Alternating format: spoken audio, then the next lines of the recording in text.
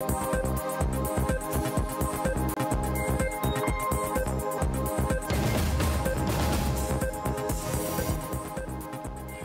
প্রতীকের তালিকায় যুক্ত শাপলাকলি। শাপলাকলি নয়, শাপলা চায় এনসিপি।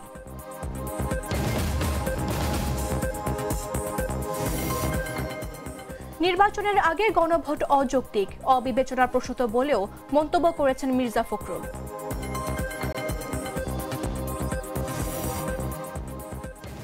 বিএনপির নোট অফ ডিসেন্ট আসলে নোট অফ চিটিং, মন্তব্য নাসির উদ্দিন পাটোয়ারির।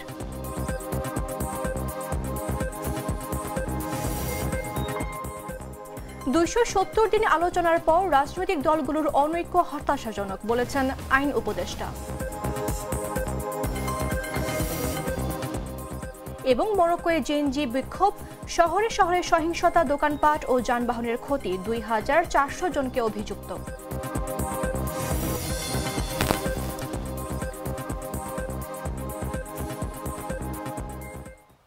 আমন্ত্রণ সন্ধ্যা 7টা নিউজে, আপনাদের সাথে রয়েছে আমি মামদোহা রাইসা। কফি ক্যান্টিন, কররা কফি, কঠিন স্বাদে, হাইকে বলো বাই।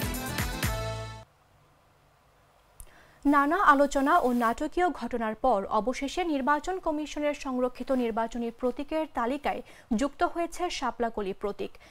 বৃহস্পতিবার তালিকায় শাপলাকলি প্রতীক যুক্ত করে প্রজ্ঞাপন জারি করেছে নির্বাচন কমিশন। কমিশনের সিনিয়র সচিব আক্তার আহমেদ এ প্রজ্ঞাপন জারি করেন। নির্বাচন কমিশনের তালিকায় শাপলাকলি প্রতীক যুক্ত হওয়ার পর জাতীয় নাগরিক পার্টি জানিয়েছে তারা শাপলাকলি নয়, শাপলার প্রতীক চায়। বৃহস্পতিবার ইসির প্রতীকের তালিকায় শাপলাকলি যুক্ত হওয়ার পর এ কথা জানান এনসিপির কেন্দ্রীয় যুগ্ম সদস্য সচিব অ্যাডভোকেট জহিরুল ইসলাম মুসা। অ্যাডভোকেট জহিরুল ইসলাম মুসা বলেন, আমরা শাপলাকলি নয়, শাপলার প্রতীক চাই। বিধিমালার তফসিলটা সংশোধন করা হয়েছে, কিছু কিছু প্রতীক নিয়ে কিছু কিছু আমাদের মন্তব্য আমরা শুনেছি যে এইটা রাখলে কেন, এটা না রাখলে ভালো হতো, এটা রাখা কি যৌক্তিক হয়েছিল না, এরকম এই বিবেচনায় আগে যে 115টা প্রতীক ছিল তার থেকে আমার যতদূর মনে পড়ে আমরা 16টা প্রতীককে বাদ দিয়ে নতুন করে প্রতীক নিয়ে আমরা 119টা প্রতীক এবার সিদ্ধান্ত করা হয়েছে। শাপলাকলি রাখা হয়েছে কেন, নতুন যে প্রতীকগুলোর ভিতরে আসছে সেখানে শাপলাকলি রাখা হয়েছে। এটা জুলাই সনদ বাস্তবায়নে জাতীয় ঐকমত্য কমিশনের দেওয়া সুপারিশ একপেশে এবং তা জাতির ওপর চাপিয়ে দেওয়ার হয়েছে বলে মন্তব্য করেছেন বিএনপির মহাসচিব মির্জা ফখরুল ইসলাম আলমগীর। জাতীয় নির্বাচনের আগে গণভোট অযৌক্তিক, অবিবেচনার প্রসূত বলেও মন্তব্য করেন তিনি। বৃহস্পতিবার দুপুরে গুলশানে বিএনপি চেয়ারপারসনের রাজনৈতিক কার্যালয়ে আয়োজিত সংবাদ সম্মেলনে মির্জা ফখরুল এসব কথা বলেন। জুলাই জাতীয় সনদের প্রস্তাবিত সুপারিশ নিয়ে প্রয়োজনে বিএনপি প্রধান উপদেষ্টার কাছে যাবে বলেও জানান দলটির মহাসচিব মির্জা ফখরুল। মির্জা ফখরুল ইসলাম আলমগীর বলেন, 2026 সালের ফেব্রুয়ারি মাসের প্রথমার্ধে নির্বাচন অনুষ্ঠানের ঘোষণা দিয়েছেন প্রধান উপদেষ্টা। সেক্ষেত্রে নির্বাচন অনুষ্ঠানের আগে প্রস্তাবিত গণভোট অনুষ্ঠান সম্ভব নয়।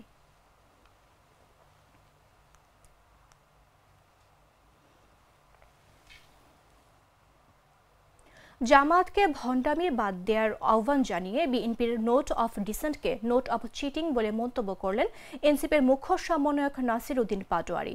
বৃহস্পতিবার যুবশক্তির অস্থায়ী কার্যালয়ে জুলাই সনদের বাস্তবায়ন এবং জাতীয় নির্বাচন কোন পথে শীর্ষক সেমিনারে এসব কথা বলেন জাতীয় নাগরিক পার্টি এনসিপির মুখ্য সমন্বয়ক নাসির উদ্দিন পাটোয়ারি।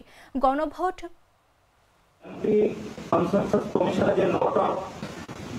দিয়েছে, আমি সেগুলোকে বলবো নোট অফ ডিসেন্ট নয়, নোট অফ চিটিং।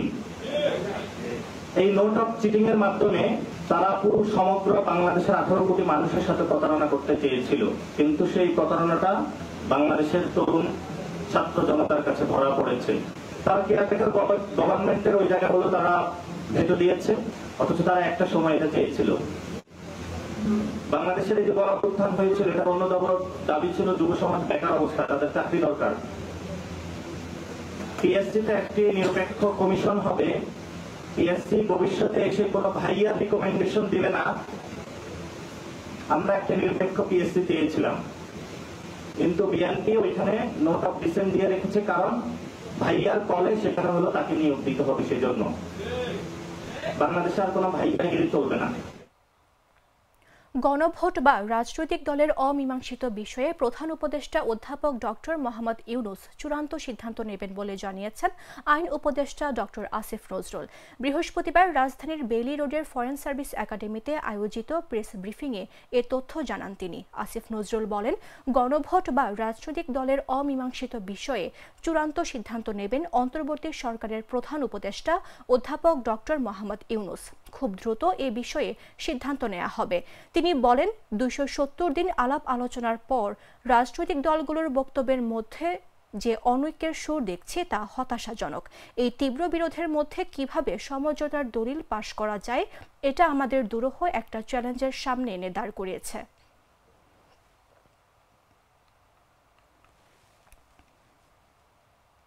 জুলাই সনদের আইনি ভিত্তি ও নভেম্বরে গণভোট আয়োজনের দাবিতে নির্বাচন কমিশনের স্মারকলিপি দিয়েছে বাংলাদেশ জামায়াতে ইসলামী, ইসলামী আন্দোলন বাংলাদেশ, খেলাফত মজলিস সহ 8টি দল, রাজনৈতিক দল।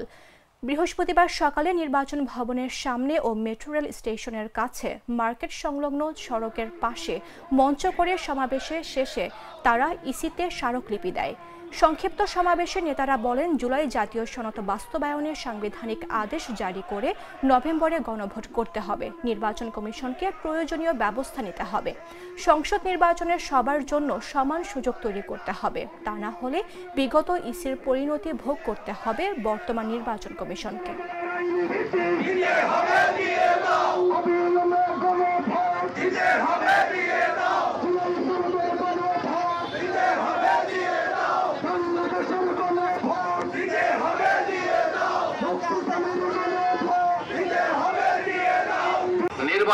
নির্বাচন তদবি সভা শুরু করেছিল। যখন দেখছে জাতি এটা মেনে নিচ্ছে না, এখন নির্বাচন কমিশনকে বলির পাঠা বানিয়ে তারা তাদের স্বার্থে ছাত্রকে উদ্ধার করার চেষ্টা করছে। আজকের এই স্মারকলিপি অনুষ্ঠানের থেকে আমরা নির্বাচন কমিশনকে হুঁশিয়ার করে দিতে চাই, আপনার মানুষের জন্য হন। আজকে আমরা 8টি দলের পক্ষে সারা দেশে 2 দিনের কর্মসূচি ঘোষণা করেছিলাম। আজকে হচ্ছে স্মারকলিপি প্রদান।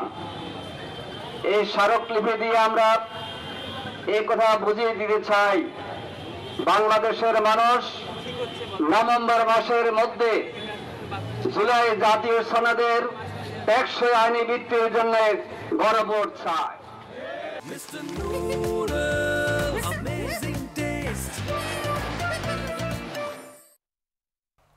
নতুন বেতন কাঠামো নিয়ে পে কমিশনের সঙ্গে মতবিনিময় করেছেন এমপিওভুক্ত শিক্ষকদের সংগঠন এমপিওভুক্ত শিক্ষা জাতীয়করণ প্রত্যাশী জোটের প্রতিনিধি দল।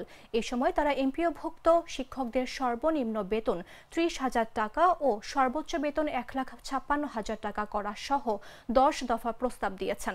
বৃহস্পতিবার সকালে সচিবালয়ে বেতন কাঠামো নিয়ে পে কমিশনের সঙ্গে মতবিনিময় সভায় এ প্রস্তাব তুলে ধরবেন জোটের প্রতিনিধিরা।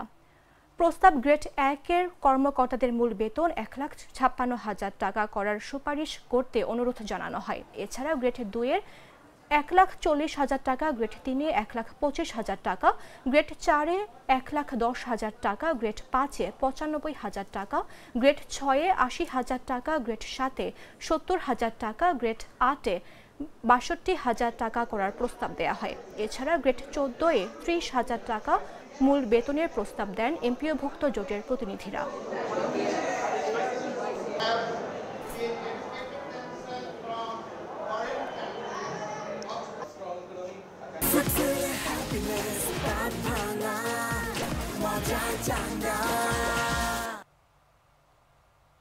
জানাবো আন্তর্জাতিক সংবাদ।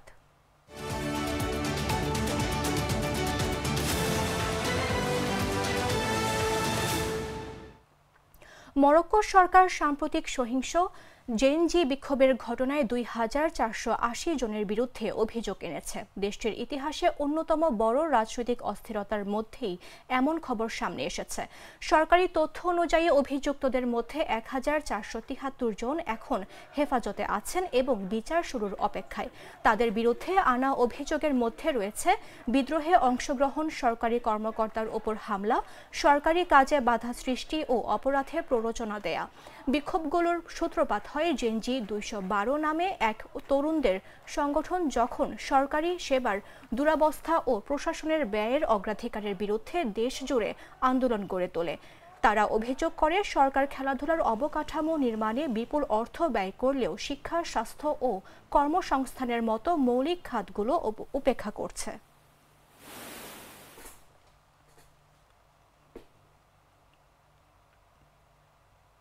চীনের প্রেসিডেন্ট শি জিনপিংয়ের সঙ্গে বৈঠক নিয়ে সন্তোষ প্রকাশ করেছেন যুক্তরাষ্ট্রের প্রেসিডেন্ট ডোনাল্ড ট্রাম্প। এই বৈঠককে 10 নম্বরের মধ্যে 12 দিয়েছেন তিনি। বৃহস্পতিবার দক্ষিণ কোরিয়ার বুসানে অনুষ্ঠিত হয় দুই নেতার মধ্যকার বহুল আলোচিত এই বৈঠক শেষে ফেরার পথে এয়ারফোর্স ওয়ানে ট্রাম্প সাংবাদিকদের বলেন, সামগ্রিকভাবে বলতে গেলে যদি 0 থেকে 10-এর মধ্যে সেরা মান 10 ধরা হয় তবে আমি বলবো বৈঠকটি ছিল 12। তিনি বলেন, সবচেয়ে গুরুত্বপূর্ণ বিষয় হলো দুই দেশের সম্পর্ক খুবই গুরুত্বপূর্ণ। বৈঠকটি সত্যিই ভালো হয়েছে। ট্রাম্প বলেন, দুই দেশের মধ্যে অনেক বিষয়ে সমঝোতা হয়েছে। এ সময় শি জিনপিংকে তিনি একজন মহান নেতা বলে আখ্যা দেন। বৈঠকের পর চীনের ওপর আরোপিত শুল্ক কমানোরও ঘোষণা দেন যুক্তরাষ্ট্রের প্রেসিডেন্ট। তিনি বলেন, ওয়াশিংটন ও বেইজিং এখন অনেক বিষয়ে একমত। চীন এখন থেকে বিপুল পরিমাণ সয়াবিন কিনবে।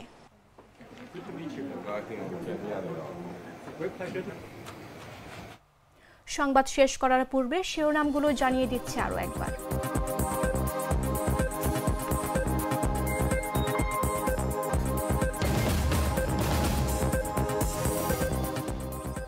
ইসির প্রতীকের তালিকায় যুক্ত শাপলাকলি নয়, শাপলা চায় এনসিপি।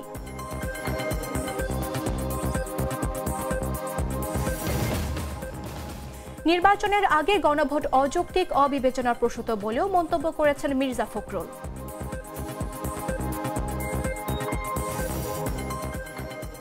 বিএনপির নোট অব ডিসেন্ট আসলে নোট অব চিটিং, মন্তব্য নাসির উদ্দিন পাটোয়ারির।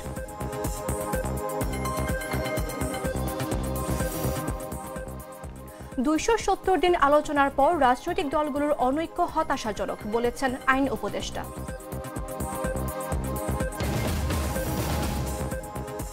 এবং মরক্কোয় জেনজি বিক্ষোভ, শহরে শহরে সহিংসতা, দোকানপাট ও যানবাহনের ক্ষতি, 2400 জনকে অভিযুক্ত।